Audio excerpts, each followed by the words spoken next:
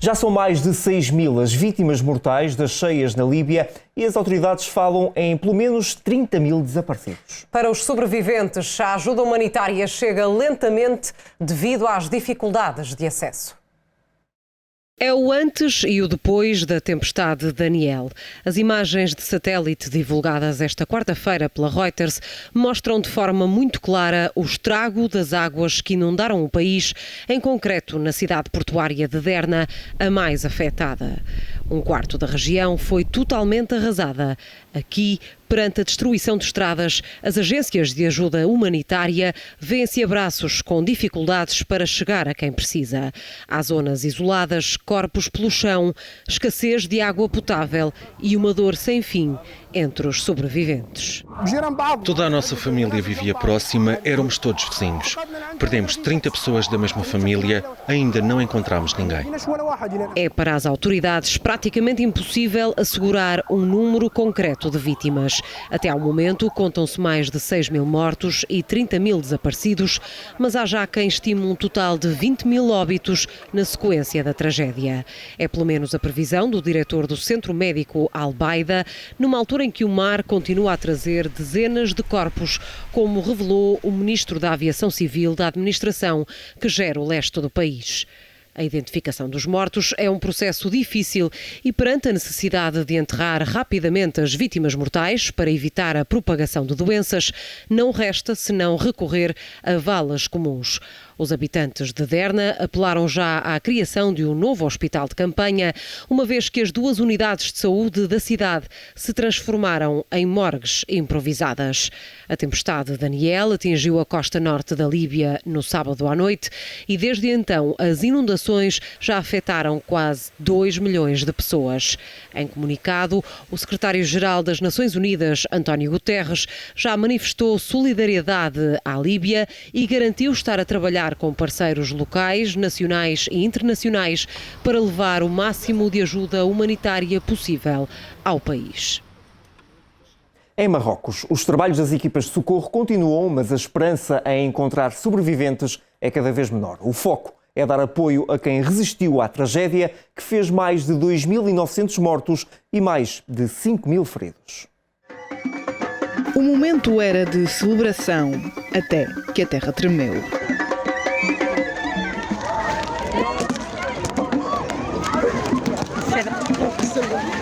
O casamento de Habiba Haj e Mohamed era suposto acontecer no sábado, na vila de Quetu, mas a tradicional festa do pai da noiva, uma noite antes, numa aldeia das redondezas, acabou por ser a salvação das mais de 600 pessoas que ouviam música e dançavam no exterior.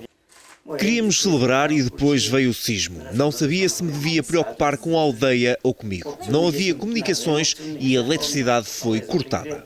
Nesta pequena aldeia não houve mortes, mas as casas foram severamente afetadas. As que permanecem de pé ficaram inabitáveis devido às fendas abertas pela força do abalo de sexta-feira. A tenda montada para a festa de casamento serve agora de abrigo para os desalojados do sismo. A esperança em encontrar pessoas com vida é agora cada vez mais ténue e os esforços concentram-se no apoio aos sobreviventes. No terreno continuam os trabalhos das equipas de socorro, mais complicados nas zonas próximas ao epicentro do sismo. As equipes de resgate ainda tentam acessar os vilarejos mais isolados perto do epicentro do terremoto. O exército marroquino montou hospitais de campanha em toda a área afetada para atender aos mais de 5.000 feridos e usa helicópteros para levar ajuda humanitária e transportar moradores. O rei do Marrocos, Mohamed VI, chegou em Marrakech nesta terça-feira e foi a um hospital da cidade para visitar as vítimas do tremor. Ele também doou sangue. Os desabrigados estão morando em tendas e barracas montadas perto dos vilarejos destruídos, mas não se sabe por quanto tempo. Nas próximas semanas, terão que enfrentar o tempo frio, principalmente durante a noite. A incerteza é agora o grande inimigo das milhares de pessoas que ficaram desalojadas, que vão sobrevivendo através de ajuda humanitária e trabalho de voluntários. Vladimir Putin vai ajudar a Coreia do Norte a lançar satélites. Esta foi uma das conclusões do encontro entre o presidente russo e Kim Jong-un. O líder norte-coreano diz que a invasão da Ucrânia É uma luta sagrada da Rússia em defesa da soberania e segurança. Um aperto de mão longo e cúmplice fazia antever que entendimentos diversos iriam sair deste encontro. Vladimir Putin e Kim Jong-un acertaram que a Rússia vai ajudar a Coreia do Norte a lançar satélites e que o ministro Sergei Lavrov viaja já em outubro até Pyongyang. Foi, aliás, por este motivo que os dois líderes se reuniram no Centro Espacial Russo Vostochny Cosmodrome, como assumiu Vladimir Putin. Estou muito contente por vê-lo e por recebê-lo na Rússia, tal como combinado aqui, no Centro Espacial Russo. Temos muito orgulho no desenvolvimento desta indústria, era o nosso objetivo. A ajuda espacial russa é bem-vinda, ou não tivesse a Coreia do Norte falhado nos últimos meses várias tentativas de colocar em órbita o primeiro satélite espião militar do país. E Kim Jong-un já assumiu como crucial esta aposta de forma a aumentar a ameaça dos seus mísseis com capacidade nuclear. Quem sabe, em troca, o apoio incondicional do líder norte-coreano à invasão da Ucrânia. A Rússia tem em curso uma luta sagrada para defender a sua soberania e segurança. Sempre apoiámos e continuamos a apoiar todas as decisões do presidente Putin. Espero que estejamos sempre juntos na luta contra o imperialismo. Os dois líderes garantem ter muitas questões em que devem cooperar de âmbito político, económico e cultural. Mas mais tarde, o Kremlin falou mesmo em cooperação militar. E perante esta entreajuda, o Reino Unido já veio pedir à Coreia do Norte que não venda armas à Rússia. Por sua vez, Moscovo acusou hoje o Ocidente de violar as regras ao fornecer armamento soviético à Ucrânia sem pedir autorização.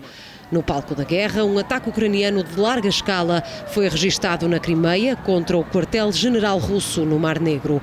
10 mísseis cruzeiro britânicos terão sido disparados, segundo diz a Rússia, mas 7 acabaram neutralizados.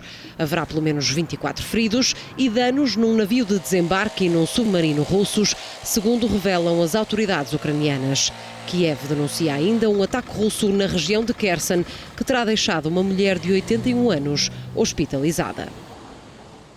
Bruxelas vai iniciar uma investigação contra as subvenções para automóveis elétricos provenientes da China. O anúncio foi hoje feito por Ursula von der Leyen no discurso do Estado da União, o último do mandato da Presidente da Comissão Europeia.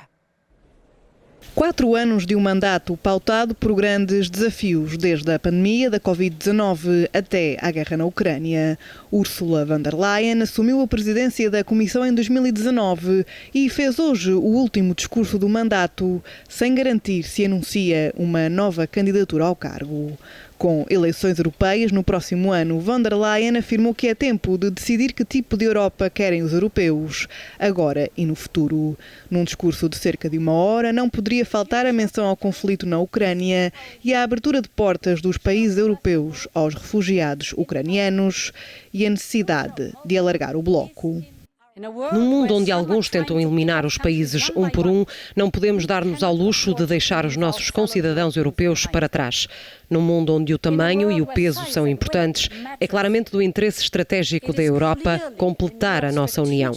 O futuro da Ucrânia está na nossa União. O futuro dos Balcãs Ocidentais está na nossa União. O futuro da Moldávia está na nossa União. A Presidente da Comissão assumiu que a Europa enfrenta desafios complicados e que a inflação elevada é um deles, questão que irá demorar muito tempo para ser resolvida. A necessidade de melhorar a competitividade do bloco é real, mas não a qualquer custo. Von der Leyen assumiu que quer cumprir as metas de descarbonização e do Acordo Verde, por isso não precisa de concorrência desleal. Olhamos para o setor dos veículos elétricos. É uma indústria crucial para uma economia ecológica, com um grande potencial para a Europa. Mas os mercados globais estão hoje inundados por carros elétricos chineses, que são mais baratos. E os seus preços mantêm-se artificialmente baixos através de subvenções estatais gigantescas. Isto distorce o nosso mercado e não podemos aceitar esta distorção. Não podemos aceitar isto vindo do exterior. Von der Leyen anunciou por isso a abertura de uma investigação contra as subvenções para automóveis elétricos provenientes da China. A responsável mostrou-se satisfeita com o caminho percorrido, garantindo que a equipa cumpriu mais de 90% das orientações políticas que apresentou em 2019, com apostas verdes, digitais e geopolíticas. No discurso não ficou esquecida a digitalização, tecnologia e inovação e como a Europa deve melhorar a resposta aos desafios por elas apresentados. Danilo Cavalcanti, o brasileiro que estava foragido há cerca de 2 semanas, foi hoje detido pelas autoridades norte-americanas. O homem, que tinha sido condenado à prisão perpétua pela morte da namorada, tinha escapado de uma prisão no condado de Chester, na Pensilvânia, mas hoje foi detido numa zona de mato. As equipas policiais cercaram Danilo numa zona rural a oeste da cidade de Filadélfia e no momento em que tentou escapar novamente foi apanhado por um cão-polícia e levado à força pelas autoridades. Estava armado depois de na terça-feira ter conseguido roubar uma espingarda. Há 14 dias que o homem tinha fugido da prisão depois de conseguir escalar as paredes que davam acesso ao exterior do estabelecimento prisional. Olhamos agora para outros destaques da atualidade internacional. Um incêndio num bloco de apartamentos em Hanoi, no Vietnã, fez vários mortos. Cerca de 50 pessoas foram transferidas para hospitais da capital, depois do fogo que se propagou por grande parte de um edifício de 10 andares situado num beco estreito de uma zona residencial da capital vietnamita. Pelo menos 8 pessoas morreram. Nos últimos anos, o Vietnã tem sido palco de vários incêndios mortais, aumentando as suspeitas de que as regras básicas de segurança não são respeitadas, mesmo em construções recentes.